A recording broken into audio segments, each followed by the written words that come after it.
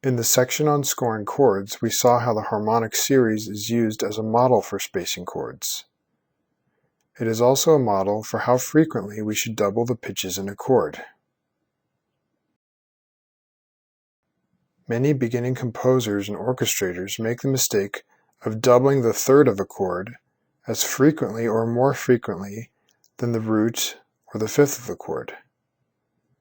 They mistakenly think that all pitches have an equal importance and should be heard equally, or even worse, that since the third determines the quality of the chord, major or minor, it should therefore stand out. Let's take another look at the harmonic series beginning on C and count the pitches of the C major chord. We find that C occurs 5 times, G occurs 3 times, and E only occurs 2 times. From this we can conclude the following. Within any fundamental pitch there is a natural occurrence of doubled pitches.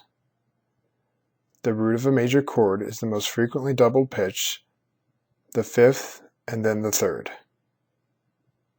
Now that you're aware of this fact, let's take a look at what is actually happening every time you choose to double a pitch in a chord. For every G that you double in a C major chord, you are in essence also adding all the overtones from the harmonic series of G into the overall sound. This isn't a huge problem because most of the lower partials, up until 11, are in the key of C major and will therefore not create too much dissonance. Higher partials are not as audible as lower partials and do not cause as much of a problem.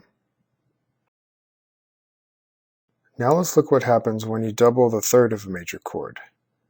For every E that you double in a C major chord, you are in essence also adding all the overtones from the harmonic series of E into the overall sound. This becomes a problem because of partial number 5, which is fairly loud. Less of a problem because of the higher partials 9, 10, 11, and 15. This will create much more dissonance within your chord.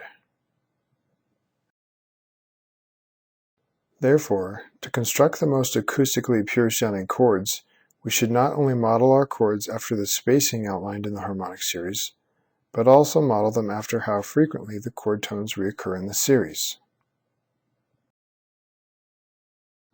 Let's listen to some examples to hear what we're actually talking about. Here's a chord scored for strings with poor spacing and doubling. The third occurs 3 times, the fifth occurs once, and the root occurs twice. The lower pitches are not far enough apart.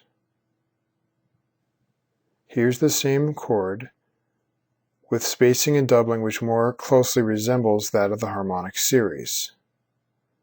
The third occurs once, the fifth occurs twice, and the root occurs 3 times.